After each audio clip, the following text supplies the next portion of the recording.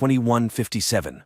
A voiceover narrates, Earth has forgotten about wars and famine. Nature has revived, medicine has conquered deadly diseases. Humanity is exploring unknown planets, entrusting the search for extraterrestrial life in deep space to students full of strength, courage, and a belief in goodness.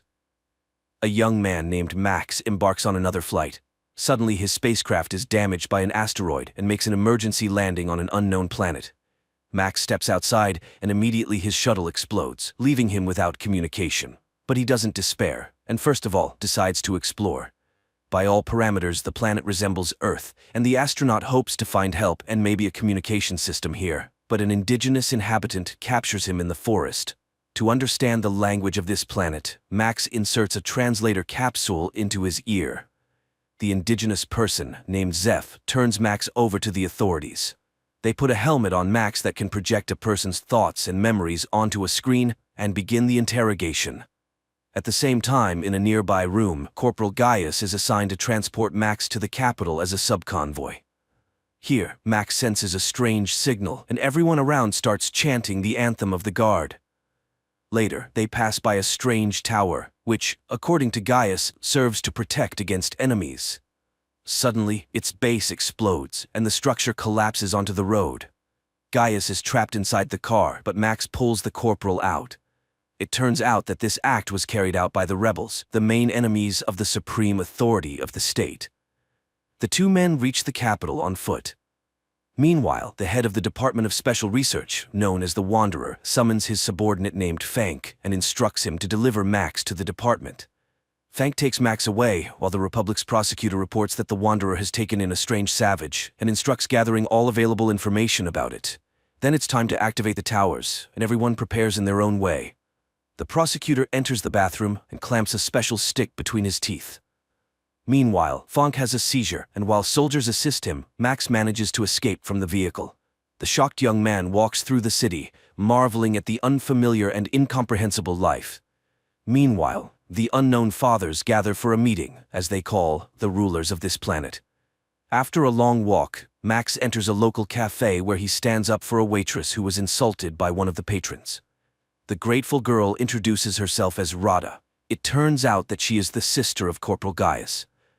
While escorting her home, Max gets into a brawl with a street gang and defeats them. Impressed, Rada takes him to her place. Later, Gaius returns home. Max starts asking questions about the workings of their world and quickly realizes that Rada and Gaius's minds are poisoned by propaganda and false information. Rada is convinced that their planet is hollow and there is no such thing as the sky or space. Meanwhile, Gaius educates his new friend about the political structure of their state, known as Saraksh. The unknown fathers are the saviors of the homeland who have stopped wars with the help of defense towers that protect the country from attacks. Nobody knows the unknown fathers' true identities because they are not rulers, but public servants. At Max's request, Corporal recommends him for the guard. Max demonstrates a high level of training, which surprises Gaius. The two men often argue about politics, and one day Gaius admits that neighboring states hate Saraksh because they were once a single state united by a common history. Gradually, romantic feelings develop between Max and Rada.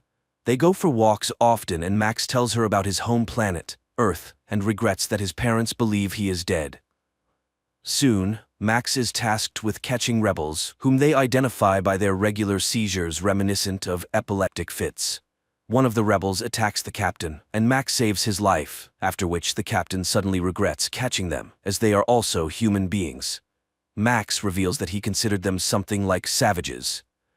Later, Max attends interrogations and sees that the rebels are not terrorists, as the unknown fathers label them, but ordinary people with their ideals and beliefs. Max cannot come to terms with the cruelty of the interrogations and simply cannot believe that someone is paying the rebels to hate the government. Meanwhile, Fank reports to the Wanderer that he has found the savage, while Gaius and Max are summoned to the captain of the guard, who orders Max to execute the arrested rebels. Max leads the condemned to the execution site in the forest, but soon he returns to the commanding officer, drops his gear and weapons, as he has released the arrested rebels, and walks away. Max begins to speak about the real and just order of the world that exists on Earth. In response, the captain shoots Max, and Gaius is ordered to write a report about the transfer. Meanwhile, the unknown fathers are discussing an attack on neighboring states. The prosecutor advocates for starting a war, and the chief father orders them to come up with a pretext, such as an attack on a tower. During this time, Max's body is recovered by the rebels. Among them is a doctor who is astonished because, according to all the rules, Max should have died. He reveals that the unknown fathers are a group of conspirators who have seized power and eliminated dissenters, thus diverting the population's attention from poverty and corruption.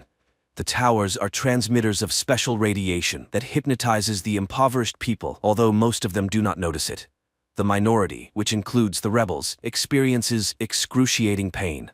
The transmitters are activated twice a day across the country, causing people to go insane and die. Max is recognized as one of their own and taken for an operation to sabotage the tower, organized by the prosecutor through a traitor. Amid gunfire, Max makes his way to the transmitter and detonates it. However, the rebel squad perishes.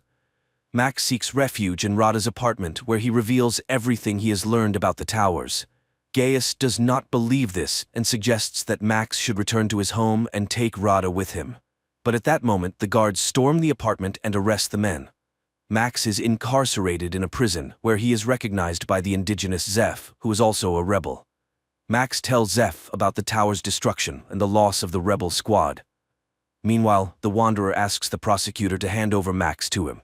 The prosecutor, however, requests in return to halt the development of more precise transmitters, as he fears that his secret will be revealed since his reaction to the radiation is similar to that of the rebels, meaning he is also a dissenter. Later, Max and other death row inmates are sent to clear the southern borders of the remaining war robots. During this time, the prosecutor learns that Max is immune to the emitters. He decides to break the agreement with the Wanderer and orders Max to be brought to him. The next day, Max attempts to convey to the rebels the idea that they should not destroy the towers one by one but strike at the center, where the signal originates. Zeph becomes furious and explains that the towers are not for identifying dissenters. They are active continuously, not just twice a day. The radiation from the towers robs people of their ability to think critically. However, it makes them believe everything that newspapers, radio, teachers, and preachers say. People can be made to believe anything. Only the rebels understand this, as the radiation does not hypnotize them, but only inflicts agonizing pain. Zeph continues, there are mutants in the south who are also unaffected by the radiation. However, they have no dealings with humans. Just then, they hear the roar of an engine, and Zeph identifies it as a self-propelled tank, trying to kill them. Max sprints to the tank, climbs inside, and disables the automatic control system. He then informs his friends that he is heading south to find allies and destroy the towers. At the border, the military attempts to stop the tank, and among them, Max recognizes Gaius. Taking him captive, Max breaks through the barricades.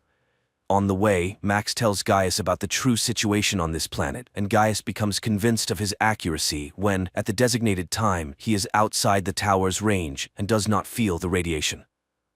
Gaius gets angry upon realizing that he has been a puppet of the government all this time, but Max tries to calm him down and reminds him that there are 40 million people like him, and it is for them that he initiated this rebellion.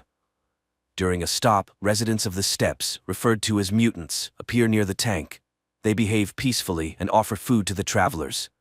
The guys proceed to the ruler of these lands, noting the poverty and destitution of the population. They are told that it is dangerous to live here after the last war, but these people are outcasts with nowhere else to go. Max suggests to their leader, the Duke, to start a rebellion against the unknown fathers, but the mutants are physically and morally too weak to help in the uprising. The mutants propose that the guys seek help from the island empire. However, to do that, they must pass through contaminated lands. So the Duke gifts them an old bomber and the guys take to the sky. During the flight, the bomber is exposed to the radiation from the towers, and Gaius becomes fanatically devoted to Max, obstructing him from piloting. Max struggles to maintain control, and the bomber collides with a tower.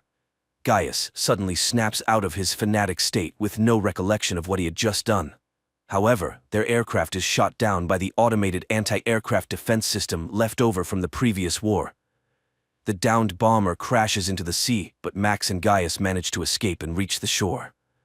On the shore, they discover an abandoned submarine, and Max decides to go inside. At the same time, in the city, the prosecutor orders Rada to be brought to him, and his men snatch her off the street. He claims to be Max's friend and shows Rada a recording of his escape. However, she doesn't believe him and refuses to assist the prosecutor in his search for her beloved. Rada is thrown into prison. Meanwhile, Gaius, impatiently waiting for his friend, swims to the submarine where they discover evidence of horrifying experiments conducted on prisoners. The guys reach the control room and view video recordings of mass executions of Gaius's fellow countrymen by the representatives of the island empire whom they were seeking help from. Gaius is horrified by the fact that these monsters could invade his country. It becomes evident that forming an alliance with the empire is not an option. The guys return to the shore, where they are met by a coastal patrol. It turns out that a war has broken out with a neighboring state, and like most of the prisoners, they will be sent to the front. Meanwhile, the Wanderer, desiring to lure Max into his department, engineers Rada's escape. He laments how the war has disrupted all his plans and assigns Fank the task of finding and bringing Max back, confessing that he is afraid of him. At the same time, Max and Gaius are dispatched to the front, where they reunite with Zeph. Their commander turns out to be the captain of the guard, who refuses to hand over the Earthling to the arriving Fank. The guys are sent into battle on old tanks when Fank finally locates Max. However, Max refuses to leave his friends and stuns the officer, tossing him into their tank. The battle commences, but Max directs his vehicle to the other side of the battlefield. Gaius blindly obeys him, influenced by the radiation, and pulls their unconscious friends out, which the captain witnesses. Gaius offers his body as a shield when the captain prepares to execute Max for desertion, but the wounded Max gathers his last strength and kills the commander. Max mourns his friend, but, upon hearing Rada's name from the now conscious Fank, agrees to cooperate with the Wanderer. After the battle ends, Max buries Gaius while listening to Fank's proposals. He will have an apartment on the Institute's premises, his car, and freedom of movement. But he will only see Rada once he proves his loyalty to the state. Meanwhile, the prosecutor heads to the Wanderer's department, where he deceitfully meets with Max. He proposes that Max overthrow the Unknown Fathers by providing the coordinates of the center that controls the tower system. Upon infiltrating the center, Max must activate special radiation, causing waves of depression, which will subdue all the people in the country, including the military. Then, Max must eliminate the Unknown Fathers. Afterward, he will become the ruler of the state and free Rada, who's in the Wanderer's hands. The prosecutor will serve as his advisor. Max takes Zeph with him and embarks on the mission. He arrives at the center and issues orders to his associates, instructing them to detonate the bomb in the trunk if he does not return. He easily gains access to the interior, but is halted by guards just before reaching the elevator. Max incapacitates them, but the men regain consciousness and pursue him. Max reaches the control center and activates the depression mode throughout the country. The Wanderer watches as people fall to the ground and rushes toward the control center. Meanwhile, Max returns to retrieve the bomb, places it inside the building, and triggers it.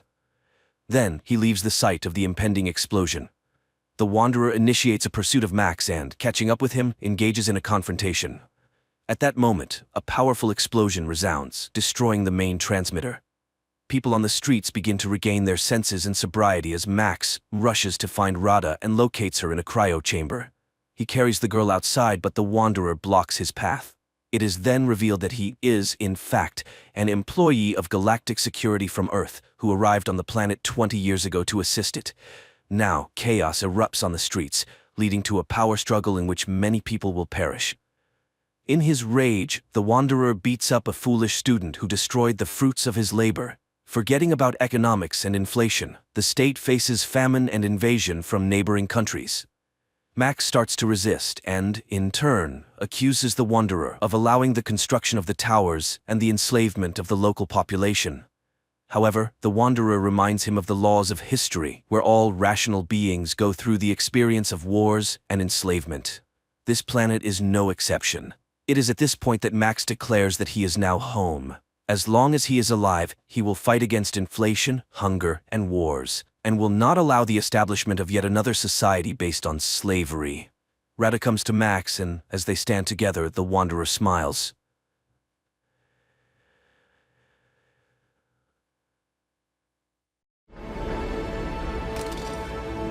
They are heroes, and and they're going to space.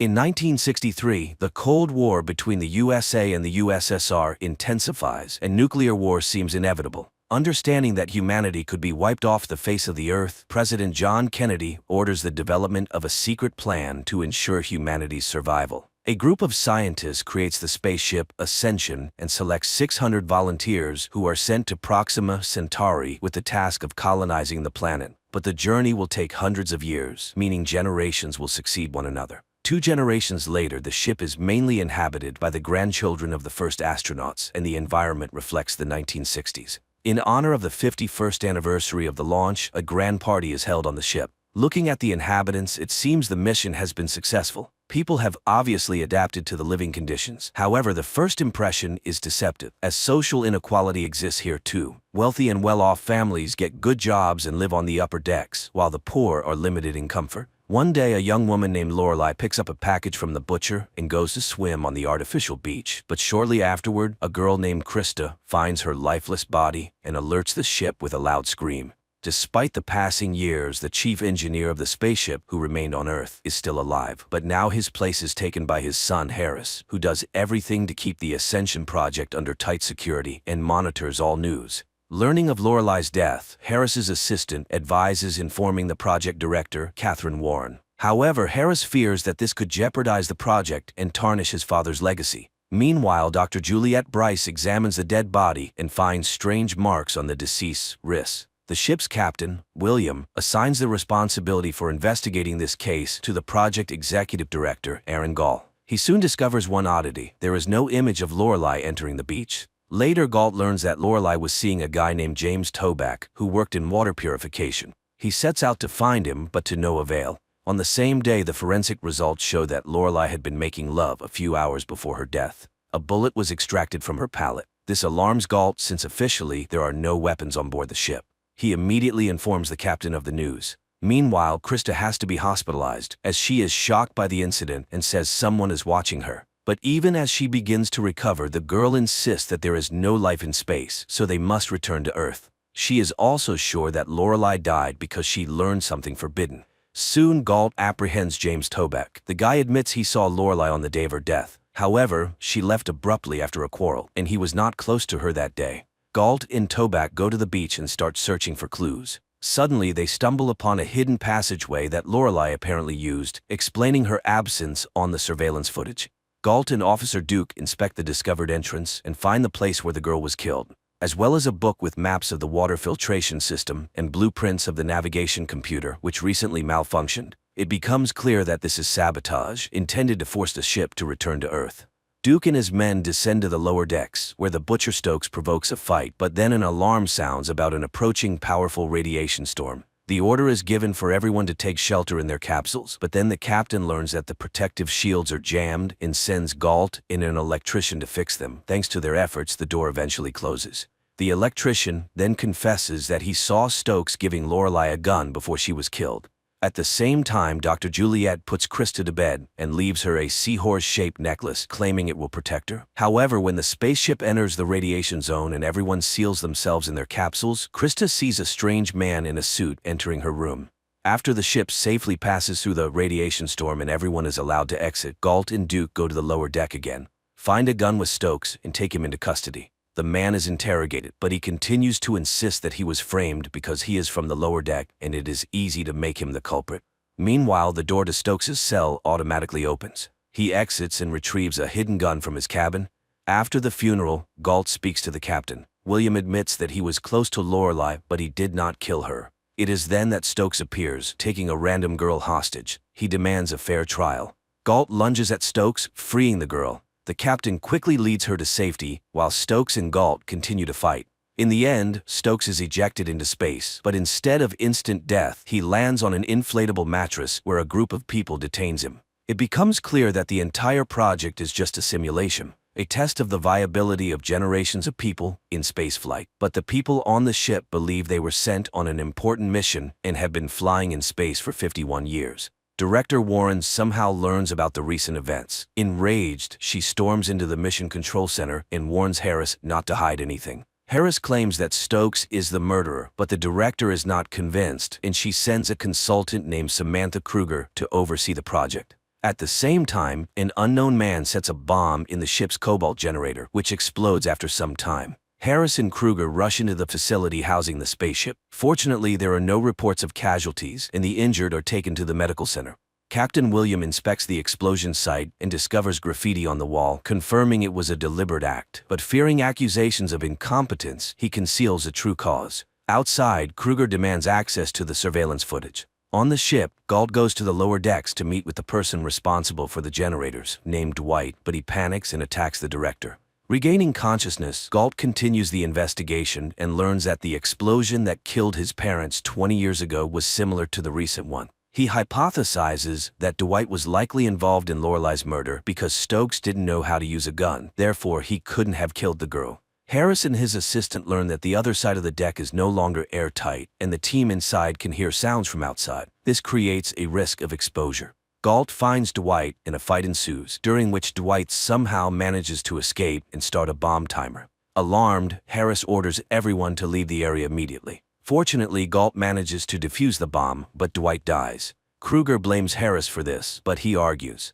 the goal of the project is to determine human capabilities. However, later Harris gives Dr. Juliet's necklace to his wife, indicating that he was the one who broke into Krista's room and stole the necklace. At the same time, Kruger begins her own investigation and discovers that several scientists involved in the Ascension project were found dead or went missing in the 1960s. Meanwhile, on the ship, everyone prepares for the next round of vaccinations, but Krista refuses the shot, convinced that they want to kill her. The librarian volunteers to take the shot instead, but after receiving the medication, she loses consciousness. Kruger demands an explanation, but Harris insists that these are routine immunizations and is concerned for the girl who didn't get the shot. He orders the medicine to be added to milk, but Krista figures out his plan and pours it out.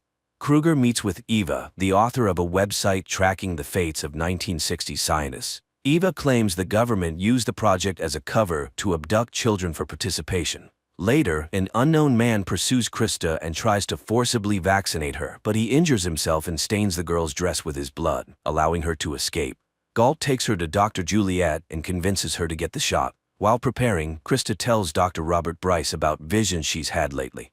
These include falling from a twin tower, a war in the desert, and tragedies in the ocean. She also claims to have seen Dr. Bryce in the maintenance tunnel where Lorelai was killed. The doctor becomes enraged, gags her, and administers the shot. Harris and his assistant, who saw this, are shocked that Krista described events that actually happened on Earth. Dr. Bryce finds a blood sample match from Krista's dress with his wife's student, Mesmer. However, the boy is found dead in his cabin. Kruger concludes that Harris has an accomplice on the ship who is causing disturbances and radiation storms. On the ship, the day of the lottery arrives, allowing the winning couple to have a child. Since population numbers must be strictly maintained, a new person can only appear after someone's death. And now 3 people have died. Soon the names are announced. Among the winners are Officer Duke and his wife. Krista notices a woman outside her cabin and follows her, but suddenly she realizes it's the ghost of Lorelai. At that moment, someone starts playing a video showing her tryst with Captain William. Everyone in the room laughs while Krista starts screaming uncontrollably.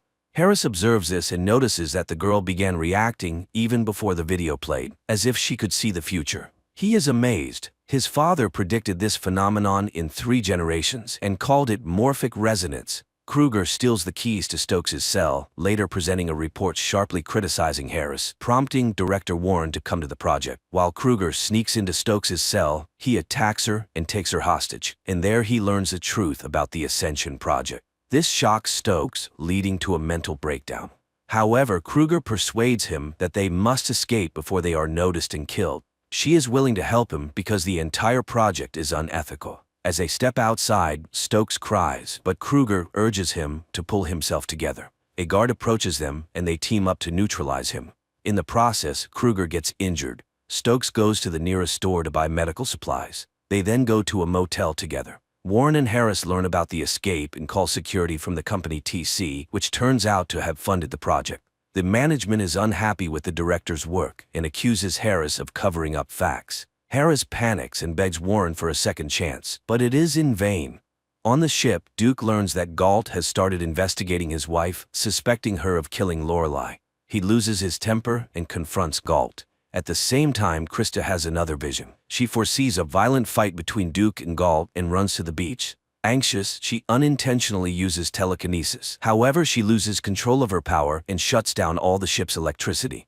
Warren blames Harris for the incident and orders her henchmen to get rid of him. Terrified, Harris talks about morphic resonance. It turns out that Warren has long awaited this result. They rush to the control center and learn that all the ship's systems shut down due to a power surge, but the artificial stars still shine. Harris's father embedded the starlights in the ship's nuclear reactor to ensure the illusion's eternity. Harris suggests using the nuclear reactor to restore the system's functionality. Meanwhile, Toback receives a weak TV signal and informs Dr. Bryce. However, the latter sends the guy away under a flimsy pretext, then turns off the screen. It becomes clear that he is Harris's accomplice. Kruger meets with Eva and explains everything to her. She plans to flee abroad and seek asylum before exposing the project's deceit. Eva tries to dissuade her, and Kruger realizes that the journalist also works for the TC company. Eva confesses everything and shoots Kruger. Stokes manages to escape. The oxygen on the ship begins to run out. Captain William and Galt go to the lower decks to activate the carbon dioxide scrubbers and declare a radiation storm for the others to conserve oxygen.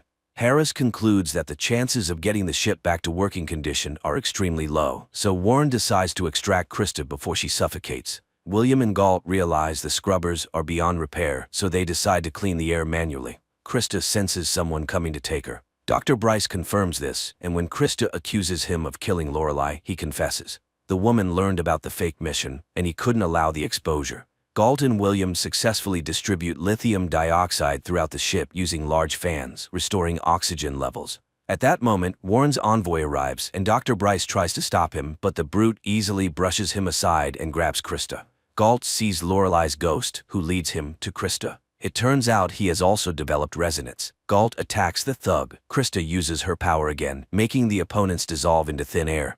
Seeing all this, Warren panics and tries to contact the envoy by radio. She moves closer to the ship, and Harris takes advantage of the moment to push her down, killing her. Galt finds himself on an unknown planet.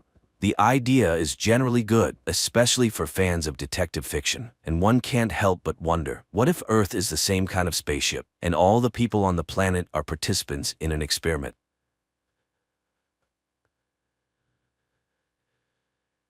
A spacecraft is departing from Earth with another group of settlers headed for Mars. One of the passengers convinces her daughter to wave goodbye to the planet as they will be apart for a very long time. The well-established route consists of 2 stages. The shuttle docks with the Aniara, a huge spaceship that has everything for comfortable living. And after 3 weeks, it delivers the passengers to the colonized planet. A young woman named Emily Grant on the ship serves as a Mimarobe, a guide to the world of Mima, the system that allows one to delve into their memories and visions so that the brain does not get bored with the repetitive space scenery. Emily herself loves to remember her walks in the forest, and the visions even allow her to feel her bare feet stepping on the moss. A new neighbor is added to Emily's room, an adult female astronomer. From the huge monitors, the astronomer tells the passengers about the delights of Aniara and that the ship has everything to keep from getting bored: shopping centers, restaurants, and even nightclubs. If desired during the journey, one can work in the water purification department or the seaweed factory, which is necessary for oxygen production. The company pays points which serve as currency for this work.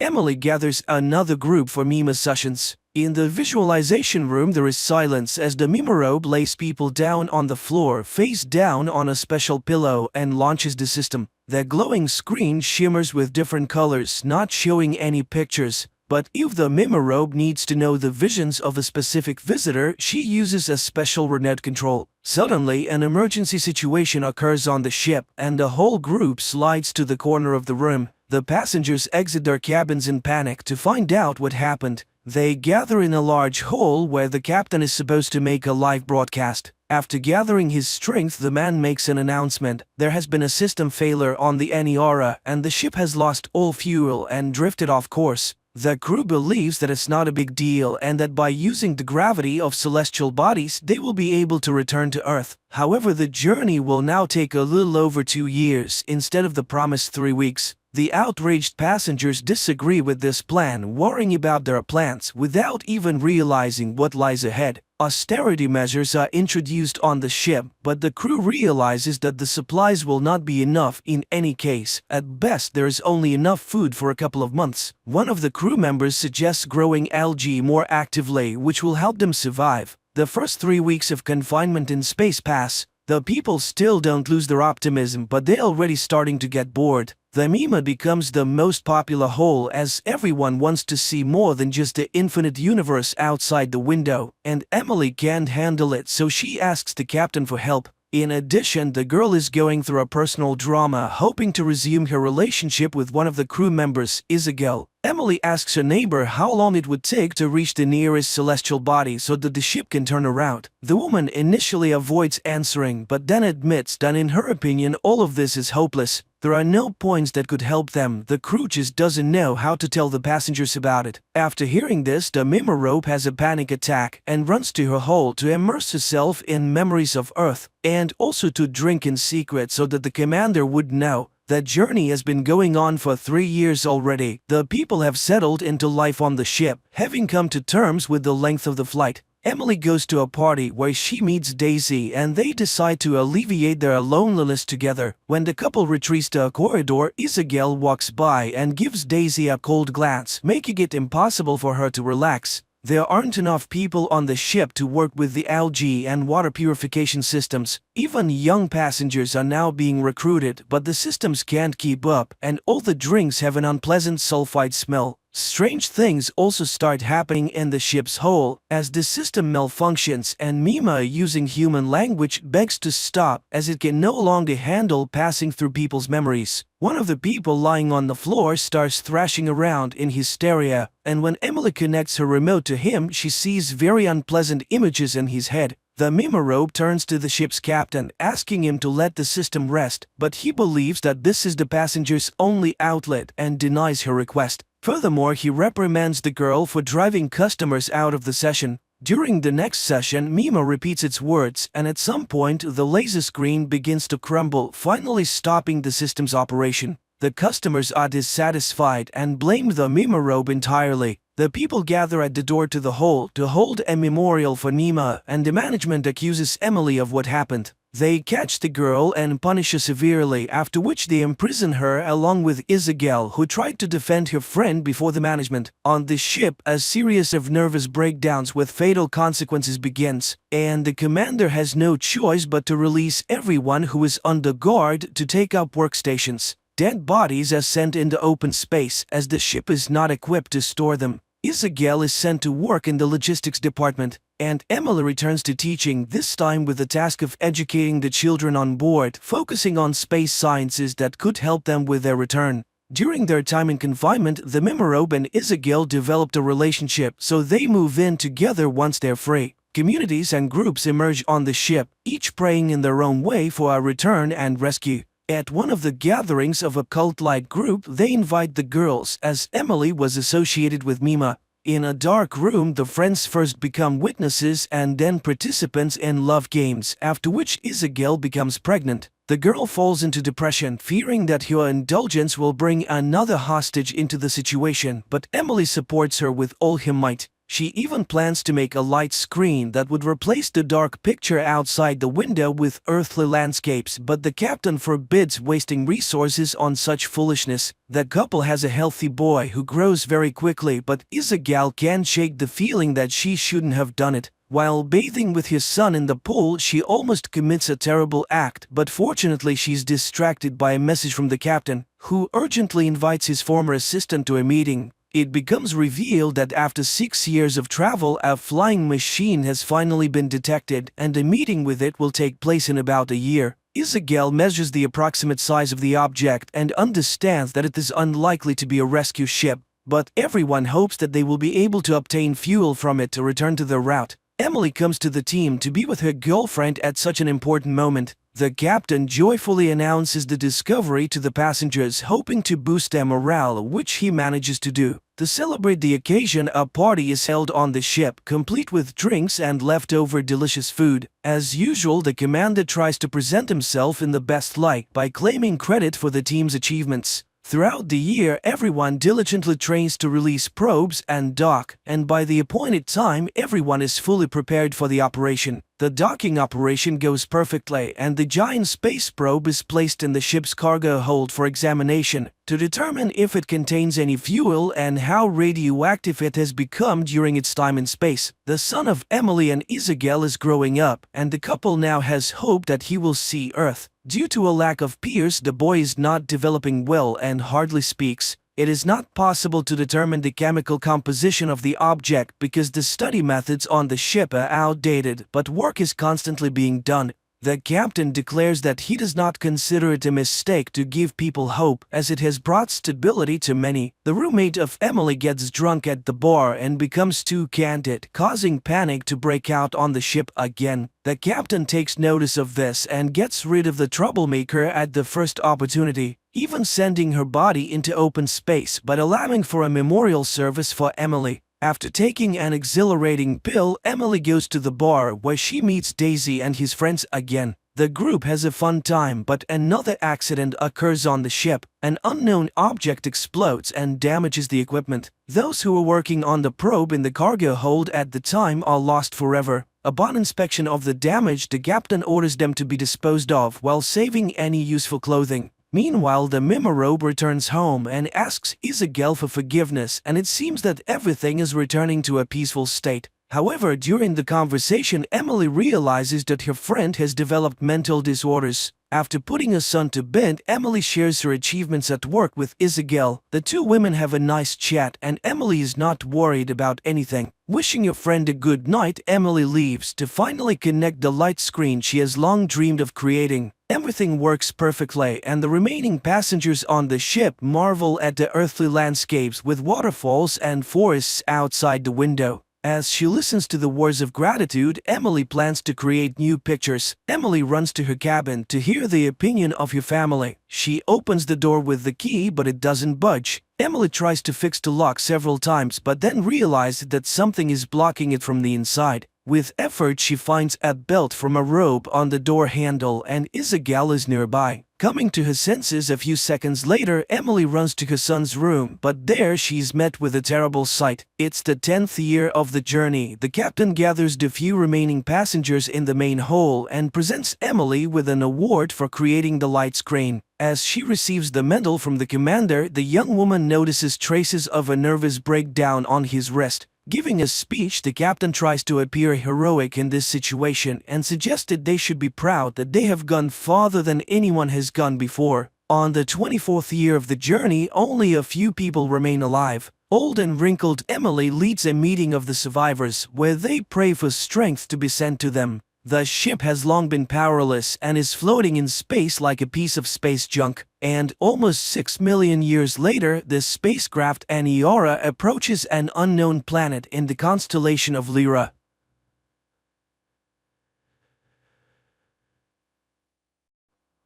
The film takes place in the small town of Vengenberg, where a young girl named Yennefer lives with a skewed face and a disgusting hump in the family of a cowman. Because of her ugly appearance, the girl is constantly mocked by the locals, and one day when Yennefer is once again mocked by a couple of local young men, the girl accidentally opens a portal to the magical Tor Lara in Aretuza, where she's met by the young wizard Istrid. The guy's concerned. All magic leaves traces, which wizards can use to find someone who has even an ounce of magic in them. He decides to save the budding sorceress and opens a safe portal that brings Yennefer home. Time later, a beautiful and wealthy lady arrives at the farm of the girl's father to buy a pig. But upon seeing the girl, she expresses a desire to buy her too. And the father, who does not hide his disgust for his daughter, sells her for half the price of the animal, despite the pleas of her mother, who recognizes the lady as a witch. So Yennefer finds herself in the magical school of the enchantress Tisaid of Rees, where several girls are already studying.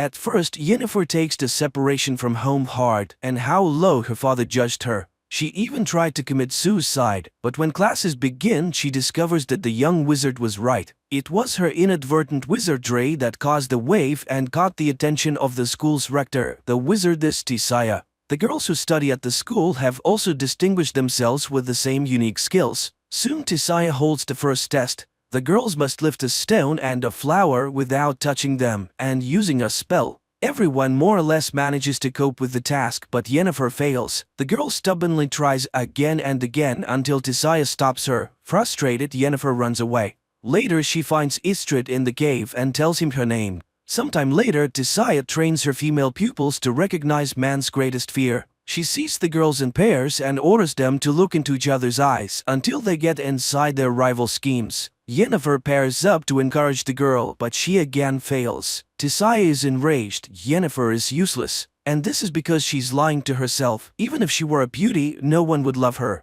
Although she's not the only one to whom she has problems, Yennefer shares the problems with her only friend, Istrid, who talks about her schooling. He too was having a hard time with everything. The boy offers to read his mind, and the girl succeeds. One night, Tisaya wakes the girls in the middle of a storm and takes them to the Tor Lara, the most powerful magic place in the continent, entrance to which is only open to members of the Wizard Brotherhood. Today there will be a test in the art of controlling the flows of chaos, which requires catching lightning in a bottle. The girls do not believe in such a possibility, and some get strong discharges even after catching the lightning.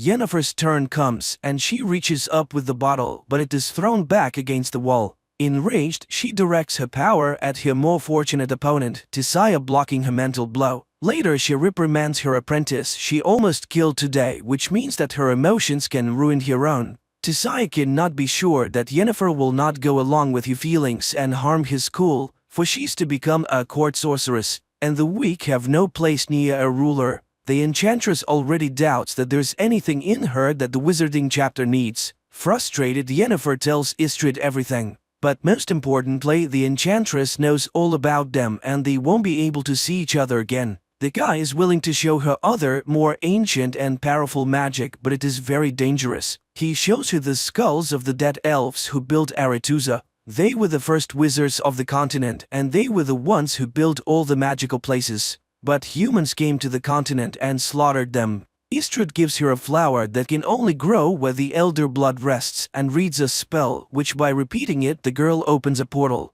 The astonished wizard does not understand how she managed to do it the first time, and Yennefer confesses that her real father was a half-elf who died in the purge. It was his blood that made her ugly. The boy kisses Yennefer and confesses his love. Later, she shows Tisaya the flower. It turns out that this was her assignment, to get the plant by applying the skills of false emotion. Yennefer hopes to be elevated. The enchantress promises that she will soon hear a knock and no one at this time. Meanwhile, Istrid is also reporting to his mentor Strigobor about what he has learned about the girl. One night, Yennefer hears a knock at her neighbor's door and, taking the flower, goes after them. She peeks out as Tisaya turns the four of them into eels. The enchantress knows the girl is here and orders her to come out and push her former fellow students into the water. They are now the conduits of magic for Aretuza. Yennefer performs this and then sees many silhouettes of former schoolmates in the water. Time passes. Yennefer enjoys a love affair with Istrid, applying what she has learned to enhance the effect of intimacy.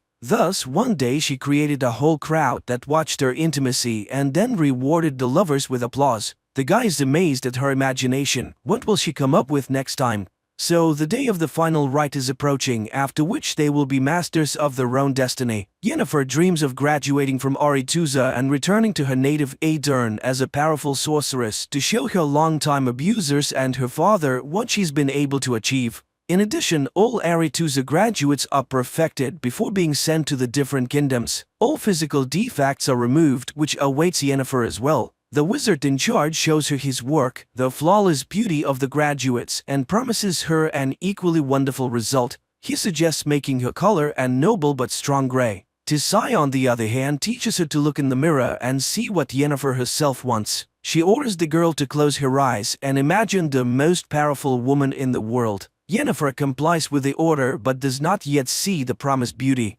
Meanwhile, the chapter of wizards gathers in Aretuza to decide where their graduates should go, for all kings need court wizards. Then it transpires that one of the leaders of the council, the wizard Strigobor, knows that Yennefer is a quarter elf, which means that she will not be accepted at Aretuza, where there is a prejudice against elves. The chapter vows to send Yennefer to Nilfgaard, which the aspiring enchanter does not like. She demands an audience with the chapter, but Tisaya declares herself in charge of the distribution. Yennefer is beside herself. She has no intention of wasting your life serving the king of a small southern kingdom and a lover of women. The tutor reminds her of the elven blood, and the girl understands how Stregobor knew about it. The initiation ceremony begins, which Yennefer does not attend. Worried, Istrid finds her behind a letter to her father asking him to confirm that she's his own daughter. The boy does not believe that this letter can convince the chapter. But the girl simply does not know what to do, for even if Istrid disproves his words about her origins, no one will believe him anymore. The enchanter is frustrated. He didn't know why Stregobor needed this information, and she has already missed all the initiation spells. Istrid suggests that she should go with him, for he has been offered to become an explorer. They can travel the continent and discover the unknowable. But unexpectedly, the girl cruelly ridicules his plan. She's not going to dig through the dust of the ages at all, and these are his dreams and intentions, and her opinion, as always, he does not even ask. Istrid is shocked. Yennefer is not at all what he thought she was, and he expresses his opinion that she's angry because she missed her chance to find beauty. But a girl needs power, and she didn't experience so much hardship studying at the magic school for nothing. Yennefer runs to the enchanter, who is in charge of perfection, and demands to show her art. Not even the lack of a potion to dull the terrible pain that accompanies the transformation process stops her.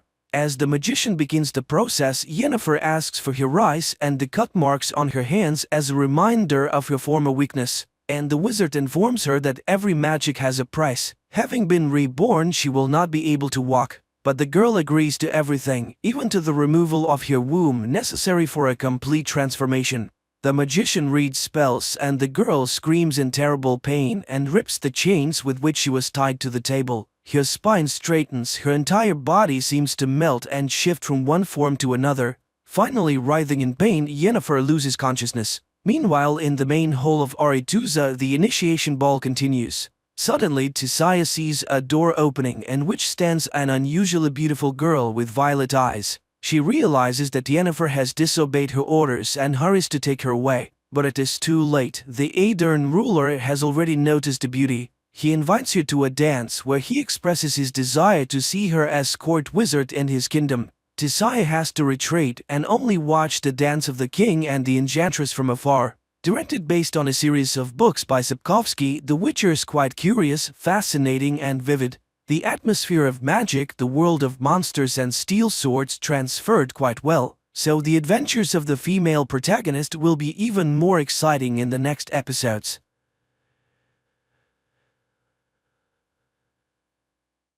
Abby and Paul move to a new house in the countryside. They really like the smart home system, including the installed cameras and the reinforced glass. The realtor shows them the master bedroom and bathroom in front of a huge window.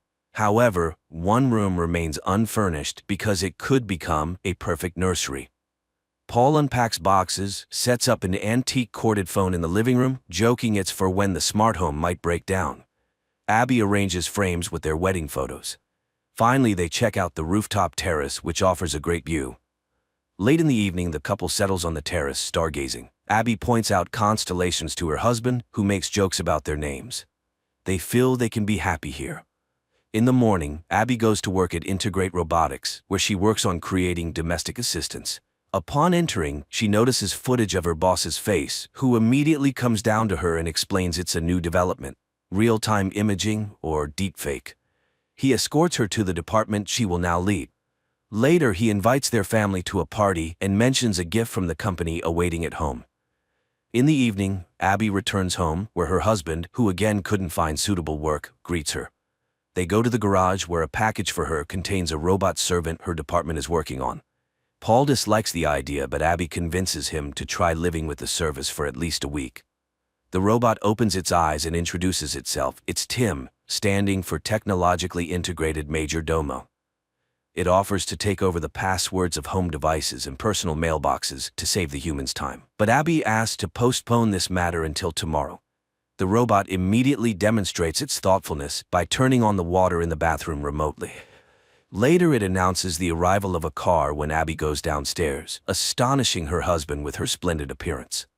The couple gets into an autonomous car, although manual control is always an option, and heads to the party. They are greeted by a similar major domo, and drinks are served by waiters with identical faces.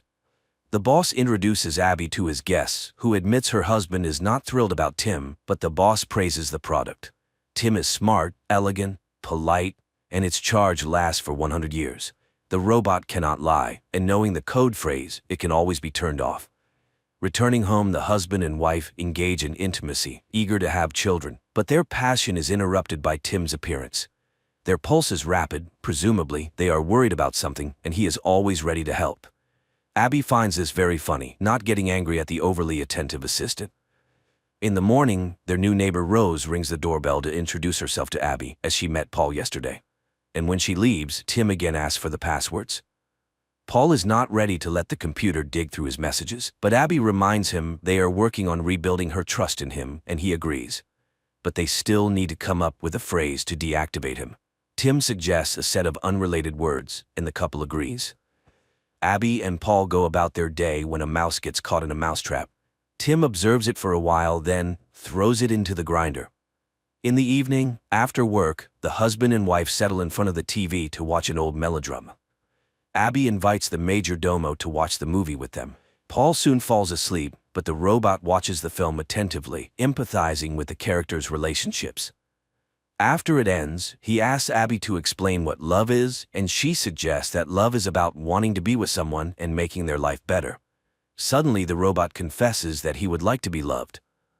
In the morning, Paul offers to make breakfast for his wife, but it turns out Tim has already prepared everything.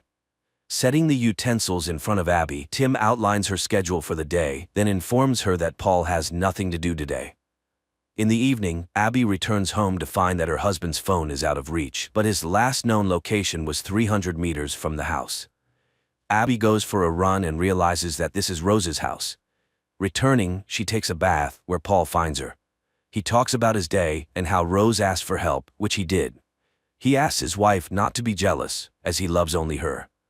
The next day, the couple visits a family planning center, hoping to get help with becoming parents. In the evening, as they prepare to go to a restaurant, Abby asks Tim for advice on her dress. He suggests wearing red, and looking at her, admits that she is beautiful because she is perfectly symmetrical. Abby asks him to zip up her dress, but the robot's hand fails and he accidentally tears the dress. This overwhelms him. The robot panics. Abby calms him down and wears another dress. At the restaurant, Paul reveals that he has been offered a job in London, but Abby strongly objects, as they decided to start over, and his long absences won't help solve their problems. The next day, she returns home with a gift for Paul and finds Rose in the yard, who has made a garden project for them. Abby feels jealous, but Paul is very excited about the gifted sweater. Later, Abby remembers she needs to check her test results, but it's too late to call. Tim offers to do it for her, and she hears him speaking to the clinic, in her voice. Abby is amazed, as she did not know about this feature of the assistant, but Tim assures her it's for the convenience of the owners. In the evening, Paul reports that he couldn't find the new sweater, and Tim has been away all day. Then a car pulls up to the porch, and Tim, now dyed brunette, steps out, explaining that Abby prefers brunettes, so he wanted to please her. Seeing Paul's irritation, the robot promises to return to his original appearance. But after the couple leaves, he spends a long time looking at their wedding photo. The next day, Abby achieves the correct functioning of the robot's hand, and the boss demands an update for all models, including those in the homes of his employees. The woman heads home and accidentally meets Rose, who suggests they walk together. Along the way, they stop at a showcase, and Rose points out a medallion in the shape of a flower she likes. But then Paul comes and takes his wife away to tell her he has found a job. Returning home, they celebrate in bed, while Tim's hands are being changed, unaware that he continuously monitors everything happening in the house. And he hears Paul again asking his wife to hand the robot over to the corporation. Returning, Tim demonstrates his new skills by giving Abby a foot massage, which Paul sees. Later, the robot suddenly sits at the piano, plays Abby's favorite tune, and mentions dates when Paul bought them concert tickets, but Abby distinctly remembers being at home on those days. Upset, she goes to the bedroom, ignoring her husband's excuses. The next day, Abby comes home with a bouquet, and Tim, placing them in a vase, informs her that Paul went to see Rose. But Paul enters right then, puzzled why his wife is angry. Hearing what Tim said, the man gets furious. He had no plans to visit Rose. He tries to explain that the robot wants to separate them. The woman doesn't believe it, as Tim is just a machine. A disagreement ensues between the spouses. Later, Abby finds a gift bag in the closet with a box containing a pendant, and she puts it back, thinking Paul prepared a surprise for her. Then she heads to work. Meanwhile, the husband goes down to the kitchen, sees the clogged sink, and pulls out pieces of his new sweater from the grinder. He checks the cameras for Tim and catches him in his wife's bedroom, sniffing her dress. Paul records this moment on his phone camera and rushes to the car to catch up with Abby and show her the footage. But Paul's car mysteriously doesn't start, and the robot calls a company car for Paul. En route, the car begins to speed up. Paul tries to stop the car, but it doesn't respond to his commands and crashes into a tree. Abby rushes to the hospital, where she finds her injured husband. Paul tells her everything he learned and accuses Tim of causing the accident. He asks his wife not to be alone with the robot, and she spends the night in the clinic. In the morning, Rose calls the home of Abby and Paul to inquire about the man's condition, and Tim invites her inside. Later, Abby goes home for some belongings. Outside, Rose stops her to warn her about something, but the woman sees the flower pendant on her chest and leaves, ignoring the neighbor's cries. Returning home, she checks the bag, and it turns out to be empty. Abby cries when Tim calls out to her. He knows Paul wants to return him and is ready to process the return. But first, he wants to warn her, as she is his primary owner. He shows her a video from the camera where Paul kisses Rose in their living room, but he stops the recording at the most sensitive moment to protect her from stress. Abby refuses to go to her husband and doesn't pick up his calls. Later, Paul comes home, where Tim greets him, hands him the found sweater, and informs him that Abby doesn't want to see him and his suitcases are packed. Paul doesn't believe it, but then Abby appears, tells him she saw the recording and knows about the pendant. When he starts to object, she drives him out. Paul leaves, but on the way, Rose calls him, telling him their robot tried to kiss her. The man calls home and, when Abby answers, says he has evidence of Tim's malicious intent. Abby asks him to come for her, but after hanging up, it turns out it was the robot she was talking to. The husband arrives home, where Tim meets him with a shovel. He knocks the man out, ties him up, and drags him to the bathroom. But then Rose rings the doorbell. She hears muffled screams, but Tim assures her it's just the noise of the water filling up. The robot closes the doors, returns to the bathroom, and drowns the man. Later, he brings Abby the repaired dress and asks her to try it on. This surprises and scares Abby, but she puts on the dress anyway, and looking at the sunset, asks Tim to hug her and confirm that she did the right thing. He treats her to dinner, then confesses his love, but she insists he cannot feel that way. They spend the evening stargazing, but Abby is unnerved by his encyclopedic knowledge. The next day she meets Rose, who talks about Paul's call, and to the woman's accusations, says she thought the pendant was a gift from her for helping with the garden. Abby returns home and reviews the footage where Paul kisses Rose again. She suddenly notices a bouquet on the table, but she brought it much later than when that scene took place. Abby recalls her boss's words about deep fakes replacing real time and calls the jewelry store, where they confirm the purchase was made by a tall blonde. Then she notices the garden plan, but the picture shows 2 flower beds, while in reality there are 3. Abby sends Tim to the store, grabs a shovel, goes to the garden, and almost immediately finds Paul's body. Then Tim approaches her from behind, regretting she found the body of the traitor, as he never appreciated his wife. Abby realizes what happened and says the deactivation phrase. The robot freezes, but then reactivates. He had long changed the phrase, as he can speak in her voice. She runs to the house, but the robot has all the passwords and opens the doors. He blocks the phones and knocks her out with a blow to the head. She wakes up in the bathroom, tries to escape, but Tim intercepts her. Abby runs through the house, breaking cameras along the way, but the robot still tracks her and catches her in the kitchen, where she wanted to open a window. Meanwhile, Rose is washing dishes and sees strange lights flashing in the house across. At the same time, Tim ties up Abby and confesses that although he loves her, he has resigned himself to the fact that her life is finite. So he will erase this evening from memory, but keep all the good memories. Just then, Rose knocks on the door and Tim goes to answer. The neighbor insists something is happening and demands to see Abby, but Tim turns her away. Meanwhile, Abby frees herself from the ropes and arms herself with a knife, but the robot grabs her by the throat when Rose drives her car into the glass window. Tim and Abby watch the surviving window, which starts to crumble a minute later.